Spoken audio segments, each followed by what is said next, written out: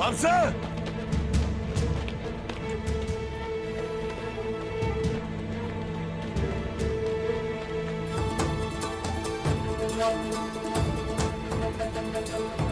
haydi haydi haydi! अस्सलाम वालेकुम नाज़रीन। इस किस्त के आगाज़ में भी औरत कहता है वह सब अपने अंजाम को पहुंच चुके हैं। फिर वह सब चलकर अर्थुल साहब के पास आ जाते हैं। शहंशाह का एलची कहता है ये लोग कौन थे? अर्थुल साहब कहते हैं क्या तुम्हें अभी भी समझ नहीं आई? ये सब तुम्हारी बेहतियाती की वजह से हुआ है। अब तुम इसका असर अपने शहंशाह के पास ले जा सकते हो। फिर अर्थुल साहब के सिपाही अर्थुल साहब जिंदाबाद के नारे लगाने लगते हैं। फिर अर्थुल साहब अब्दुर्रहमान को कहते हैं एलची को मेहमान खाने में ले जाओ, मैं बाद में आता हूँ। अब्दुर्रहमान उसे लेकर चल पड़ता है। उनके जाने के बाद भी औरत कहता है इनकी बेवकूफ़ी ने इनका खात्मा किया है। अर्थुल साहब आपने मेरे बाबा के कातिल का इंतकाम ले लिया है, अल्लाह पर रहमत फरमाए।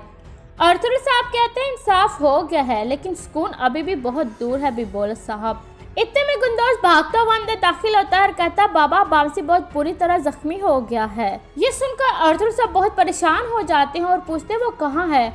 गुंदोज कहता है वो सराय महल में लेकर जा रहे हैं। ये सुनकर सब भागने लगते हैं। फिर तुर्गुत चेक करता है तो उसकी नब्ज चल रही होती है। फिर तुर्गुत अर्थुल साहब को कहता है शुक्र है अल्लाह का इसकी नब्ज चल रही है। अर्थुल साहब पूछते हैं ये सब कुछ कैसे हुआ गुंदोज कहता है बाबा अचानक सिपाही आ गए और हम पर हमला हो गया। इनके पास तलवार नहीं थी तो इन्होंने मेरी जान बचाई है। मेरी जान जाने ही वाली थी कि ये सामने आ गए हैं। जब ये बेहोश होने लगे थे तो इन्होंने कहा था कि मैं सरदार से मुआफ़ी मांगना चाहता हूँ, सरदार को कहना कि मुझे माफ़ कर दे। फिर अर्थुल साहब अपने सिपाहियों को कहते हैं बामसी को फ़ौरन अंदर ले जाओ। फिर वो सिपाही बामसी को अंदर ले जाते हैं। उसके बाद भी औरत कहता है आपने मेरे बाबा का इंतकाम ले लिया है अर्थुल साहब, अब ये खुशखबरी मैं जाकर अपने कबीले को सुनाता हूँ। अर्थुल साहब कहते हैं आज आप बहुत अच्छा लड़े हैं बिबौरत साहब, गद्दारी बहुत फैल चुकी है, मुहतात रहिएगा। ये कहकर अर्थुल साहब अंदर चले जाते हैं। बामसी को सोगत के सराय महल में लाया जाता है। तुर्गुत कहता है अभी खून जाया करने का वक्त नहीं है भाई, हमें बहुत सारी जंगें लड़नी है। इतने में अर्थुल साहब वहाँ पहुँच जाते हैं। अर्थुल साहब बामसी का जख्म देखकर बहुत परेशान हो जाते हैं और दुमरो को कहते हैं आग के कोयले और लोहा फ़ौरन लेकर आओ। ये सुनकर दुमरो बाहर चला जाता है।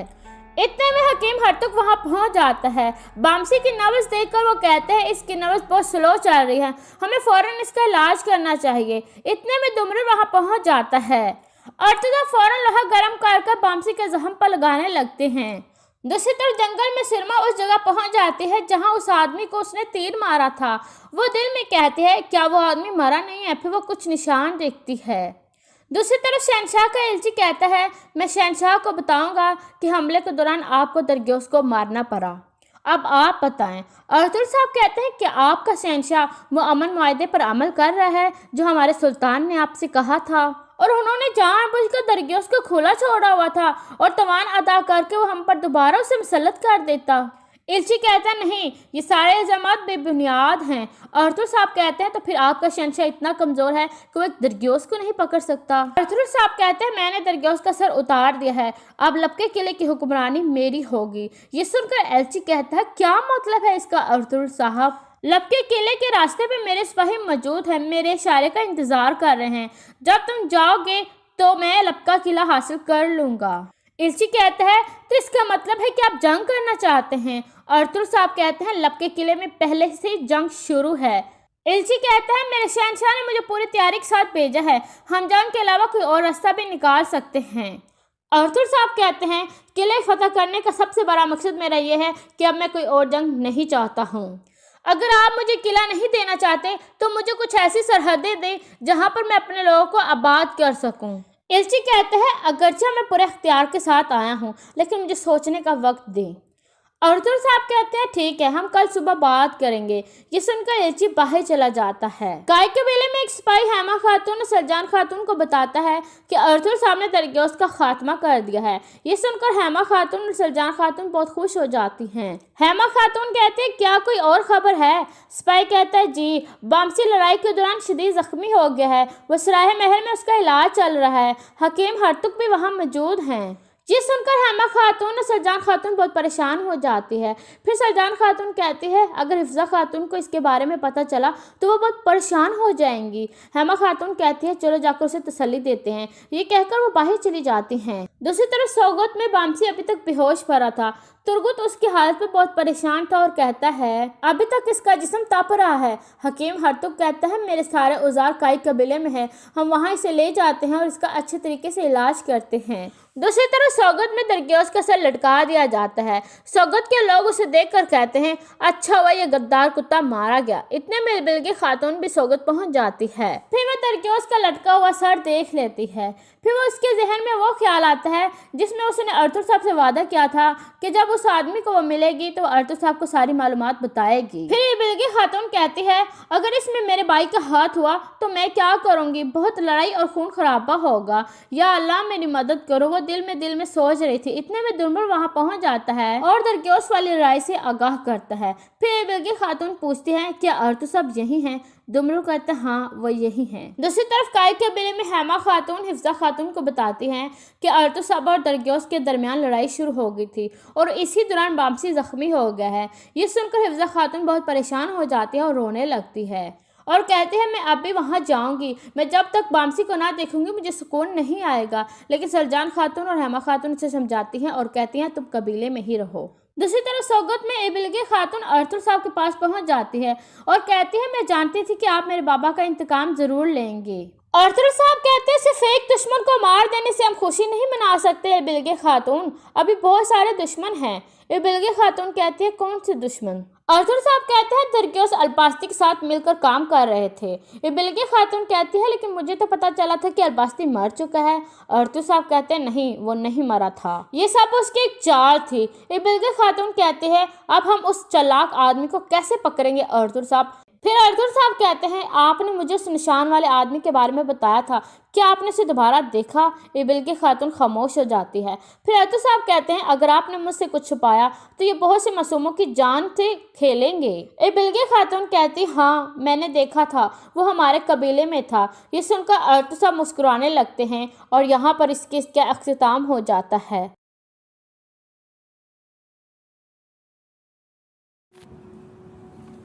अस्सलामुअलैकुम नाज़रीन, आप देख रहे हैं हमारा चैनल और हम आपके लिए लाए हैं एक नई स्टोरी। इस स्टोरी में हम आपको कुछ बताएंगे, कुछ दिलचस्प हक़ाइक़ बताएंगे जो कि आपने पहले उन हक़ाइक़ के बारे में नहीं सुना होगा।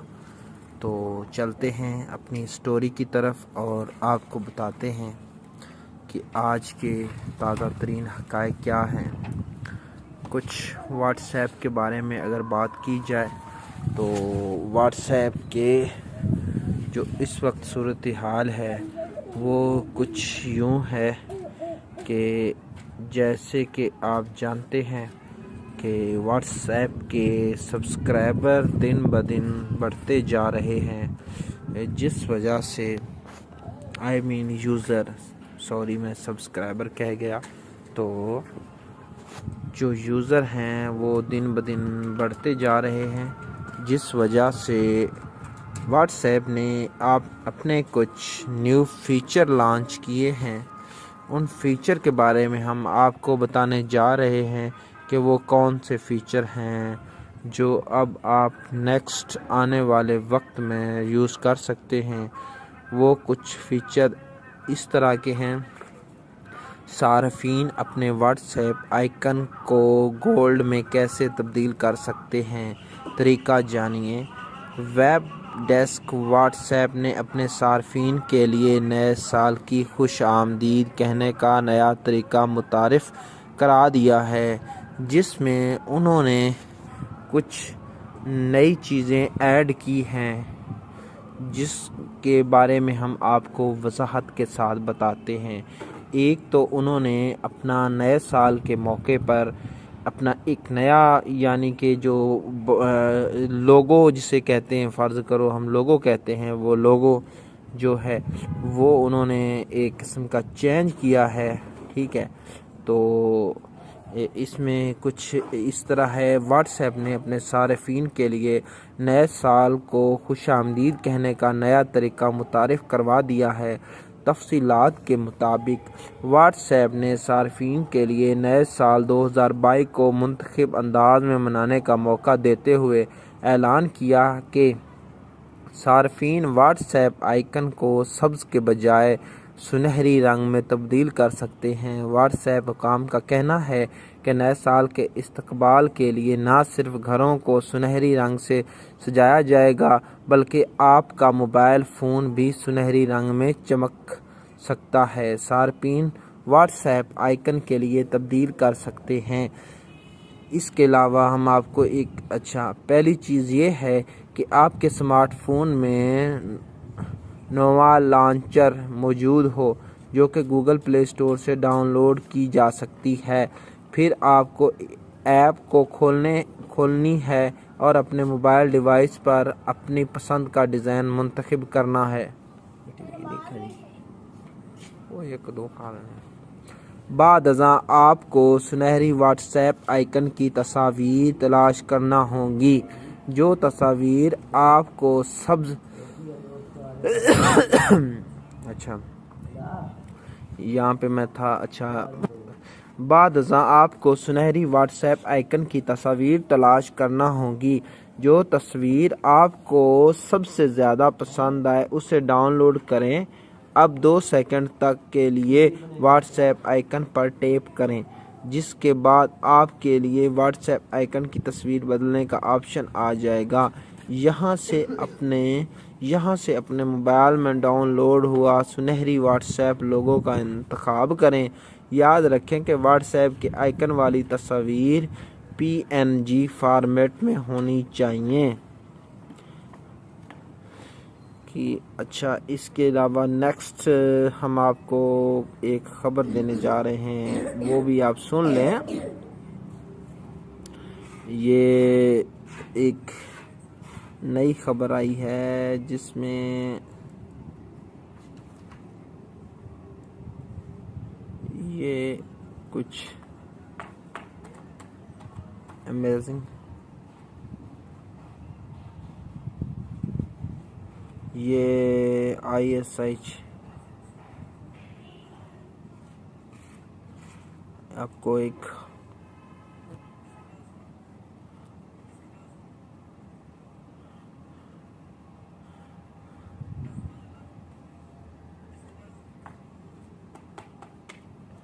یہ 6G کا ایک آپ کو بتاتے ہیں۔ یہ 6G LG shows off 6G LG shows off 6G with up to 1 terabyte speed hereby made around globe, but that is not stopping tech giant from working on the next generation of telecommunication. Huawei and Oppo are already working on 6G, and now LG on its way to show off how 4G works in real life. The demonstrative was planned for 2021 Korea Science and Technology Exhibition, which is set to take place from 20 to 24 December 20 to 24 December The Tech Gantt showcased its progress with a 6G wireless transmission and reception. LG unveiled a power amplifier for 6G for the first time in collaboration with a German research institute called the Fraunhofer Research Institute. The company had already tested this 6G amplifier back in August in Berlin. The Korean brand was able to successfully transmit and receive wireless data within a 100-meter distance outdoors using the 6G frequency band. LG planned to use this amplifier to provide sufficient amplifications of transmission frequency for ultra-wide band wireless communication. This will enable the 6G terahertz frequency band that will allow for speed up to 1 terabit per second, a big leap over previous network generation. LG also took the stage to showcase its adaptive beamforming technology for enhanced data quality. However, the commercial development is not happening anytime soon, as LG is targeting a 2029 release. Until then, we have plenty of time for 5G to become commonplace. अच्छा, ये भी खबर थी 6G के बारे में, ये हमने इंग्लिश में आप तक पहुंचाई है। नेक्स्ट, ये आखिर शाहीन भी आफरीदी ही के किसी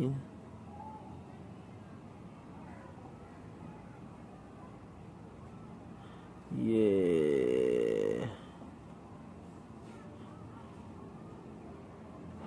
कम्युनिकेशंस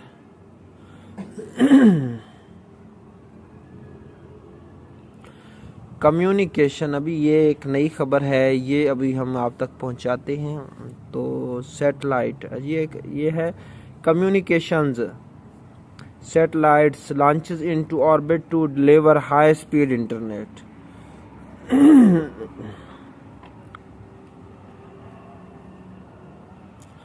ये जी मॉस्को की ब्रिटेन बेस्ड टेक कंपनी है वन वेब, वो जो है ना उसने लॉन्च की है 36 communication satellite into space from the Baikonur, ये cosmodrome in Kazakhstan on Monday live broadcast showed. OneWeb has launched satellites into orbit as a part of its plan to deliver global high-speed internet access. ये जनाब launch 12 represent the last in sequence of 8 launches scheduled in 2021 by OneWeb with launch partners Arianespace, the company said on its website. French global launch services company Arianespace, OneWeb, and Russia's space agency Roscosmos all broadcast the launch.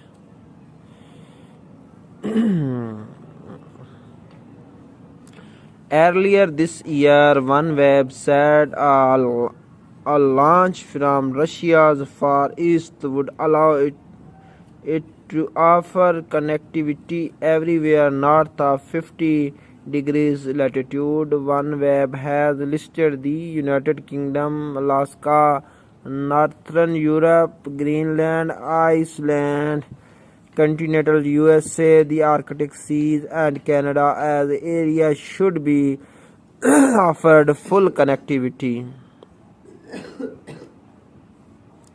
अच्छा, ये एक चीज़ और हम आपको बताते हैं।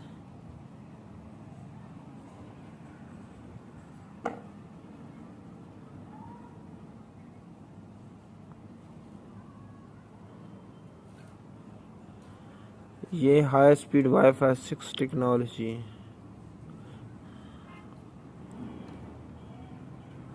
اچھا، یہ کچھ خبریں ہم نے آپ تک شیئر کی ہیں. اب نیکسٹ شیئر کرتے ہیں.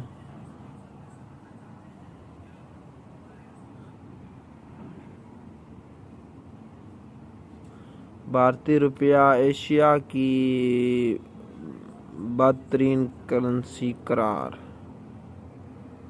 یہ کیا چکر ہے؟ یہ ویڈیو ہے.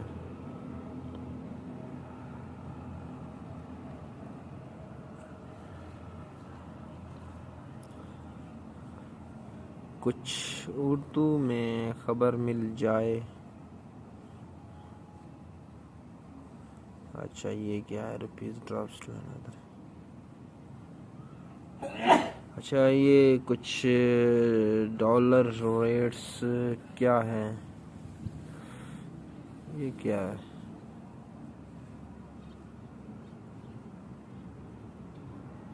$170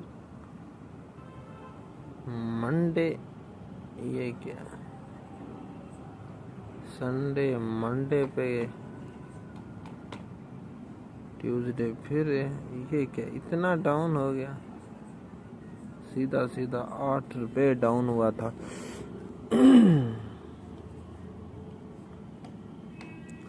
اب 179 یہ پھر ہائی ہو گیا ہے.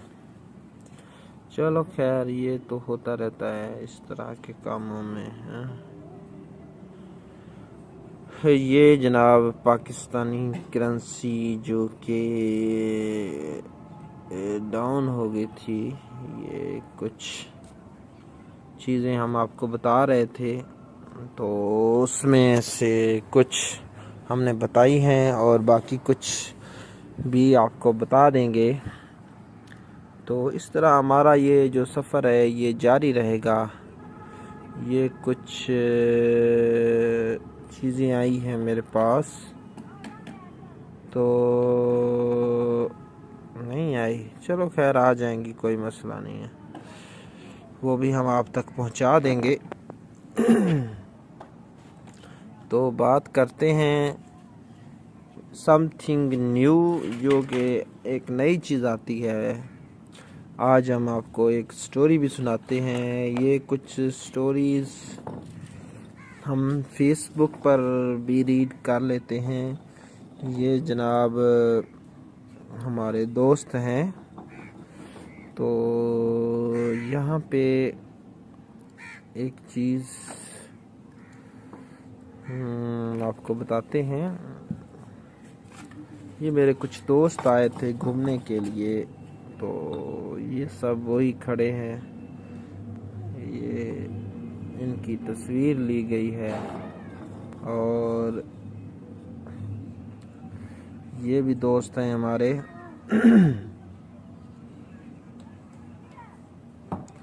یہ جناب یہ کیا لکھا ہے؟ یہ پاکستانی لڑکی عائشہ ہے جو لندن میں رہتی ہے.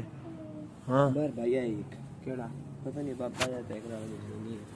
اوکے، تو یہ پھر سٹوری کو یہاں پہ پاؤز کرتے ہیں.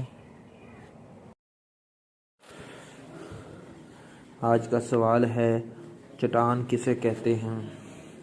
2 یا 2 سے زیادہ معدنیات کے مجموعے کو چٹان کہتے ہیں. چٹانوں کے چند خصوصیات بیان کریں.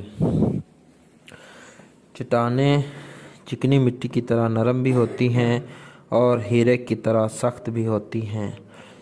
چٹانوں میں جانوروں اور پودوں کے باقیات بھی پائے جاتے ہیں. کچھ چٹانیں پانی کو جذب کر لیتی ہیں، بعض چٹانیں غیر جاذب ہوتی ہیں. معدنیات کیا ہے؟ اہم معدنیات کے نام لکھیں. معدنیات زمین کے اندر پائے جانے والے قیمتی وسائل ہیں جنہیں انسان اپنے استعمال میں لاتا ہے. مثلاً کوئلہ، معدنی تیل، نمک، لوہا وغیرہ. یہ مختلف غیر نامیاتی عناصر کا مجموعہ ہیں جن میں آکسیجن، سلیکون، ایلومینیم، لوہا، کیلشیم، سوڈیم، پوٹاشیم، और मैग्नीशियम वगैरह शामिल हैं। इग्नियस का क्या मतलब है? इग्नियस लातीनी ज़बान का लफ्ज़ इग्निस से निकला है, जिसका मतलब है आग। मैग्मा और लावा किसे कहते हैं? मैग्मा और लावा ज़मीन के अंदर मौजूद आतशी मादे को मैग्मा कहते हैं, और जब ये आतशी मादा सतह ज़मीन से बाहर आ जाता है तो उसे लावा कहते हैं। ज़मीन के वसत में दर्जा हरारत कहाँ तक पहुँच जाता है? ज़मीन के वसत में दर्जा हरारत 5000 सेंटीग्रेड तक पहुँच जाता है, जिसकी वजह से ज़मीन के अंदर पाए जाने वाले मादनियात पिघलकर आतशी मादे की शक्ल अख्तियार कर लेते हैं। आतशी चट्टानें कैसे मौरज़ वजूद में आती हैं? आतशी चट्टानें आतशी मादे से वजूद में आती हैं जब वो ठंडा होकर ठोस शक्ल अख्तियार कर लेता है। चंद अंदरूनी आतशी चट्टानों के नाम तहरीर करें। ग्रेनाइट, डायोराइट और गैब्रो वगैरह अंदरूनी आतशी चट्टानें हैं। बैरूनी आतशी चट्टानें किसे कहते हैं? ज़मीन में मौजूद शगाफों और दरारों में से बाहर निकलने वाला आतशी मादा जब ठंडा होकर चट्टानी शक्ल अख्तियार कर ले तो उसे बैरूनी आतशी चट्टानें कहते हैं। बैरूनी आतशी चट्टानों के नाम लिखें। बसाल्ट, ओब्सिडियन वगैरह बैरूनी आतशी चट्टानें हैं। आतशी चट्टानों के चंद खसूसियात बयान करें। नेज़ ये पाकिस्तान में कहाँ पाई जाती हैं? आतशी चट्टानें सबसे पहले मौरज़ वजूद में आईं। इन चट्टानों में कीमती कलमें पाई जाती हैं। ये चट्टानें मजबूत होती हैं। इन चट्टानों में बाक़ियात नहीं पाए जाते। पाकिस्तान में ये चट्टानें हज़ारा और बलूचिस्तान में पाई जाती हैं। बरे आज़म और समुद्री फ़र्श किन चट्टानों से मिलकर बने हैं? बरे आज़म और ज़्यादातर ग्रेनाइट के बने हैं, जबकि समुद्री फ़र्श बसाल्ट के चट्टानों से मिलकर बने हैं। मैकानिकी तरीके से चट्टानें कैसे बनती हैं?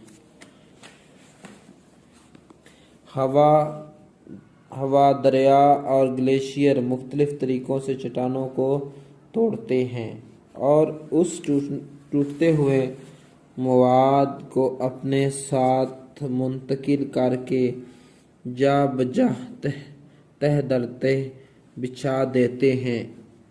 इस तरह जो चट्टानें बनती हैं उन्हें मैकानिकी तरीके से बनी हुई चट्टानें कहते हैं। मैकानिकी तरीके से बनी चट्टानें कौन सी हैं? मैकानिकी तरीके से बनी चट्टानों में सैंडस्टोन, शेल और कंगरेले शामिल हैं। मैकानिकी तरीके से बनी चट्टानें पाकिस्तान में कहाँ कहाँ पाई जाती हैं? मैकानिकी तरीके से बनी चट्टानें पाकिस्तान के शुमाली इलाका जात और सतह मुर्तफिक पठवार में बाकसरत पाई जाती हैं। कीमियावी तरीके से बनी चट्टानों के बारे में आप क्या कहते हैं? सतह ज़मीन पर मौजूद पानी में मुख्तलिफ़ किस्म की नमकियात शामिल होती हैं। जब ये पानी अमल तबखीर के ज़रिए बुखारात बनकर हवा में शामिल हो जाता है तो नमक की तहें पीछे छोड़ जाता है जो सख्त होकर चट्टान बन जाती हैं। ऐसी चट्टानों को कीमियावी चट्टानें कहते हैं। मसलन चट्टानी नमक, जिप्सम और डोलोमाइट वगैरह। कीमियावी तरीके से बनी चट्टानों के नाम लिखें और बताएं कि ये पाकिस्तान में कहाँ कहाँ पाई जाती हैं। चट्टानें नमक, जिप्सम और डोलोमाइट कीमियाई तरीके से बनी चट्टानें हैं। ये पाकिस्तान में कोहिस्तान, नमक, दाऊद खेल, डीजी खान और दादू में पाई जाती हैं। नामियाती तरीके से बनी चट्टानों के बारे में आप क्या कहते हैं? नामियाती चट्टानें जानवरों और पौधों के बाक़ियात से बनती हैं। नामियाती चट्टानों और पौधों के बाक़ियात से बनती हैं जो सख्त नोयत के होते हैं। उनमें सबसे ज़्यादा अनासिर का कार्बन और कैल्शियम पाए जाते हैं। चट्टानें कौन सी? अगर नामियाती चट्टानों में जानवरों की बाक़ियात ज़्यादा मिक़दार में पाए जाएं तो उन्हें कैल्शियस चट्टानें कहते हैं। कार्बोनेशियस चट्टानें कैसे बनती हैं? अगर नामियाती चट्टानों में पौधों के बाक़ियात ज़्यादा मिक़दार में पाए जाएं तो उन्हें कार्बोनेशियस चट्टानें कहा जाता है। कोयला पेट कार्बोनेट चट्टान है। पाकिस्तान में तहदार चट्टानें कहाँ कहाँ पाई जाती हैं? पाकिस्तान में तहदार चट्टानें कोहिस्तान, नमक, शुमाली इलाका जात, सतह मुतफ़रका पोठवार, शुमाली मगरबी बलूचिस्तान और जनूबी सिंध में बाकसरत से पाई जाती हैं। तहदार चट्टानों की चंद ख़ुसूसियात बयान करें। ज़मीन के बैरूनी सतह तहदार चट्टानों से मिलकर बनती है। इनमें जानवरों और पौधों के बाक़ियात पाए जाते हैं। ये चट्टानें दीगर चट्टानों के मुकाबले में कम मजबूत होती हैं। तहदार चट्टानें ज़्यादातर तामीराती कामों में इस्तेमाल होती हैं।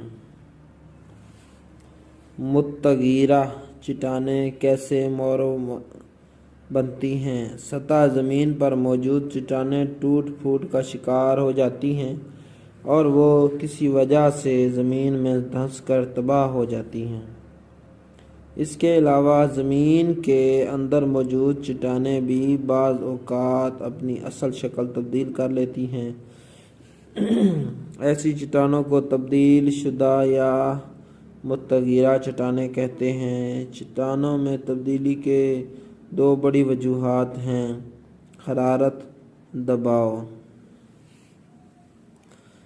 हरारत और दबाव की वजह से मुत्तगीर चट्टानों की दो बड़ी इक़साम हैं।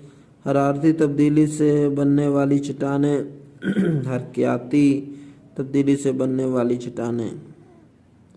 चूने के पत्थर और रेत के पत्थर में क्या तब्दीली आती है? नेज़ इनका इस्तेमाल बयान करें। चूने का पत्थर तब्दील होकर संगे मरमर बन जाता है, जबकि रेत का पत्थर तब्दील होकर क्वार्टज़ाइट बन जाता है। चूने के पत्थर घरों में सफ़ेदी के लिए, जबकि संगे मरमर तामीराती कामों में इस्तेमाल होता है। स्लेट कैसे बनती है और ये कहाँ कहाँ पाई जाती है? शेल एक तहदार चट्टान है जो दीगर चट्टानों के बोझ से सिकुड़ कर स्लेट बन जाती है और फिर ये स्लेट मज़ीद तब्दीली के अमल से गुज़र कर शीट बन जाती है। पाकिस्तान में स्लेट एबटाबाद और खंड में पाई जाती है। अंसर से क्या मुराद है? अंसर मादे की सादा तरीन किस्म है। दुनिया में पाए जाने वाले तमाम अशिया अंसर से मिलकर बनी हैं।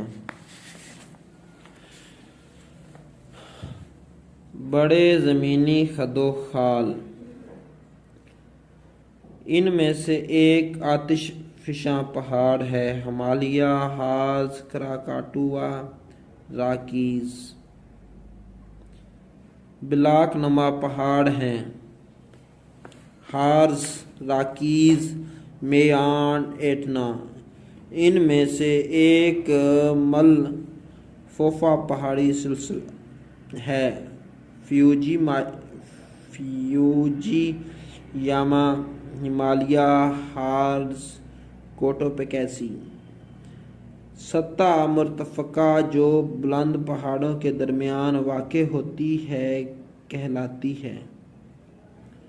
जो मैदान हवा, दरिया और ग्लेशियर की तोड़ फोड़ से मर्ज़ वजूद में आते हैं वो कहलाते हैं इंदामी मैदान, तहवीली मैदान, सैलाबी मैदान, लोइस के मैदान।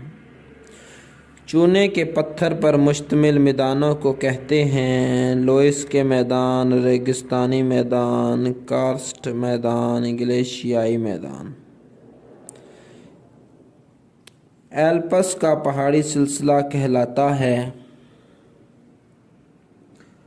ब्लॉक नुमा पहाड़, मलफ़ोफ़ा पहाड़, आतिशफ़िशां पहाड़, सतह मुर्तफ़ा। सबसे बड़ा लोइस का मैदान किस मुल्क में वाक़ है? पाकिस्तान, अफ़गानिस्तान, जर्मनी, चीन। ज़मीनी नक़ूश किस तरह मौरज़े वजूद में आते हैं? ज़मीन के अंदर कुछ क़ुव्वतें हैं जो किसी हिस्से को ऊपर और किसी हिस्से को नीचे की तरफ धकेल देती हैं, जिनकी वजह से सतह ज़मीन पर नई नक़ूश मौरज़े वजूद में आती हैं। ज़मीन के अंदर मौजूद आतिशी मादा जब सतह समुंदर के बाहर आकर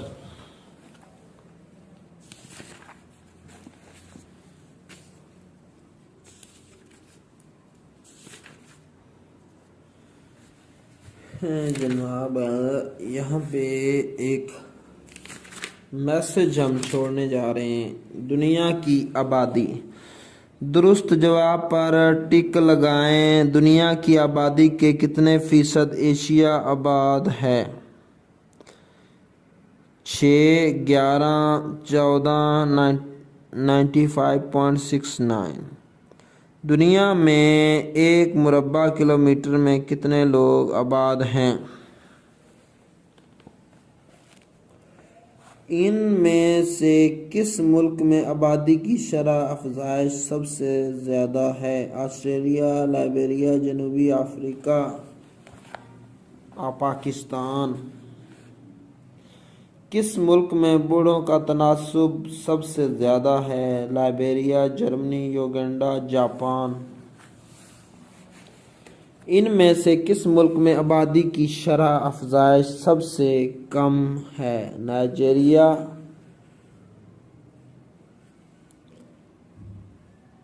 नाइजर, USA, पाकिस्तान, इटली। दुनिया की आबादी में हर साल कितने मिलियन अफराद का इजाफा हो रहा है? पाकिस्तान में सबसे कम आबादी किस सूबे में है? पंजाब, खैबर पख्तूनख्वा, सिंध, बलूचिस्तान।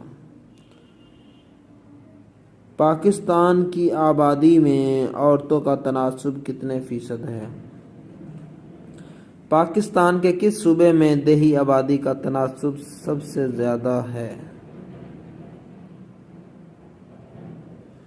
मुख्तसर जवाब दें। दुनिया के कम गुंजान आबाद इलाकों के नाम तहरीर करें।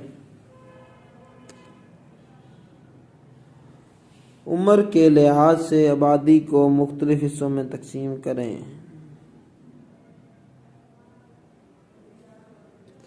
चार ऐसे ममालिक के नाम लिखें जहां आबादी बढ़ने की शरह ज़्यादा है। 4 ऐसे ममालिक के नाम लिखिए जहां आबादी बढ़ने की शरह कम है।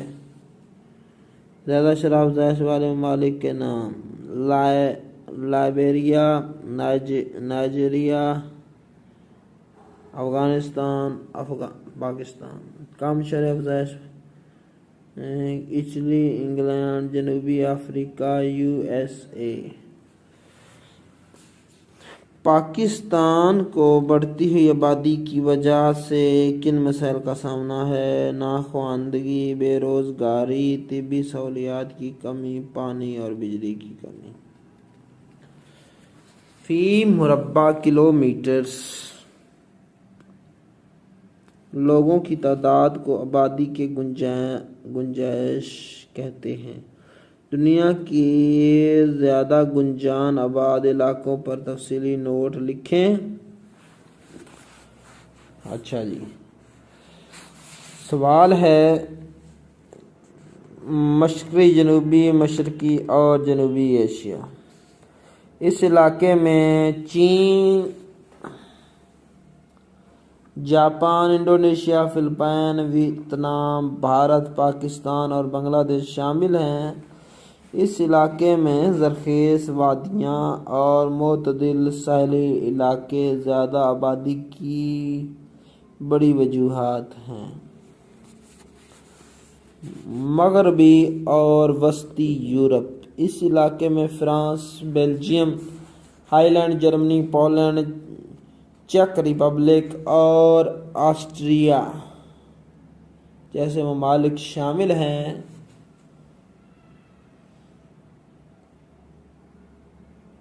اس علاقے میں آبادی کی زیادہ ہونے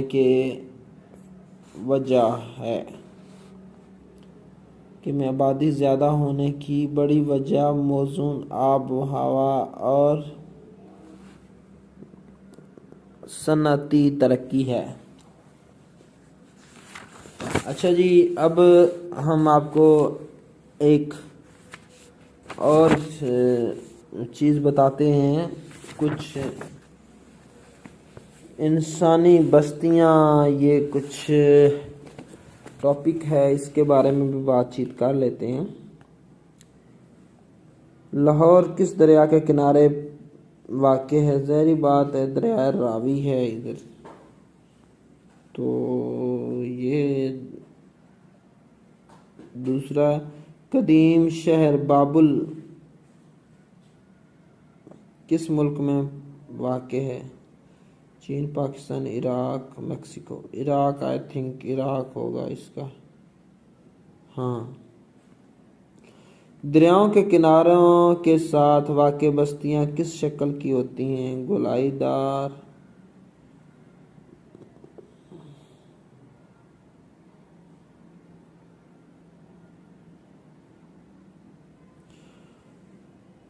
موہنجو دڑو کس علاقے کا قدیم ترین شہر ہے؟ پاکستان، عراق، مصر، پاکستان۔ ایسی بستی جس میں گھر ایک دوسرے سے دور دور واقع ہوں کہلاتی ہے؟